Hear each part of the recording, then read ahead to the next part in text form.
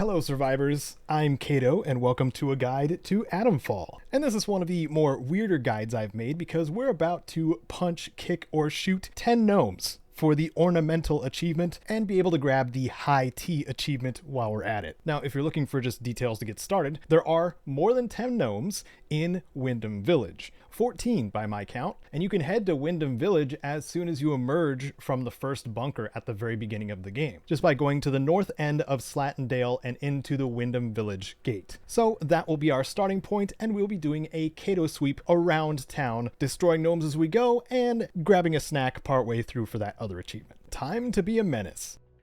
So the beginning of our route will be starting at the Slatindale Gate in Wyndham Village, and we could begin by ignoring the guards and heading on the road east, where the first gnome we passed but are going to ignore is at the very top of the church, guarded by endless bats, so we're going to ignore that one. And our first proper gnome is going to be near the Wyndham Village Hall, right next to these two metal milk containers and wheelbarrow. After that, we'll head back out to the main road and continue east to the next door establishment known as Grendel's Head. If you are facing the entrance and then turn around, you should see a gnome lurking next to a barrel here, waiting to be punched. Next, we'll be going a little ways further east, hopping the wall like a miscreant, and crossing into this work area with the two parallel buildings. This gnome will be hiding next to the planter closest to the barricaded door of the northern building. We'll then go southeast from here, back out to the side street, passing by the garage and service station, and through the gate and over the bridge, then taking the first right that goes alongside the creek to the backyard of this two-story house, where there will be a lone picnic table with a particularly brazen gnome on top of it. From the picnic table, we will now go north, then cross the main road again, and follow along the quarantine wall. There will be a gnome quietly judging on this green stool in front of a small stone shed. Now from here, we'll just be going next door across the street to the mill grounds over to this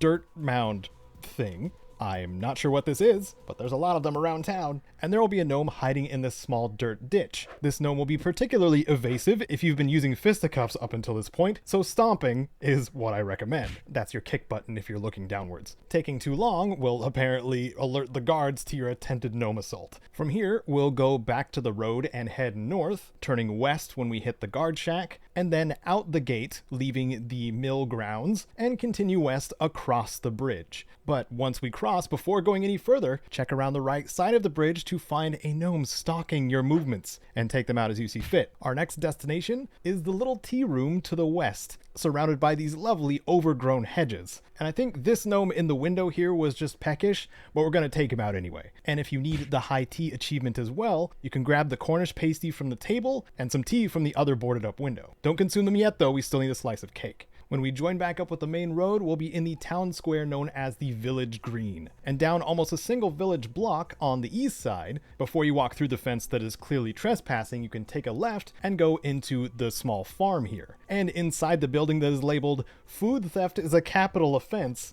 there should be a slice of cake just on the left inside the door. And if this didn't quite work out that way for you, there's a bakery in town as well that you can get cake at too. Consume the cake, the pasty, and the tea within 30 seconds, and you should get the high tea achievement. Back to the gnomes.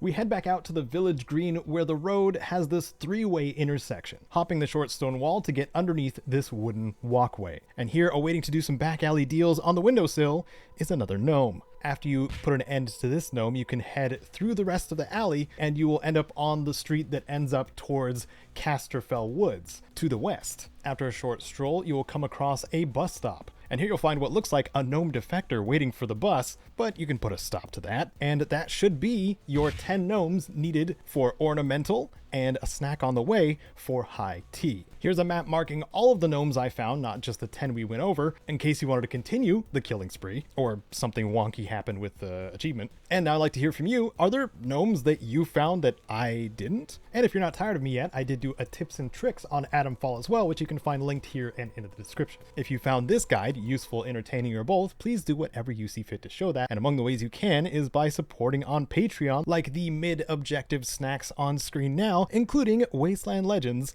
Sven, and Rose. Thank you so very much for watching. I'm Kato, and your investigation of the Windscale disaster awaits.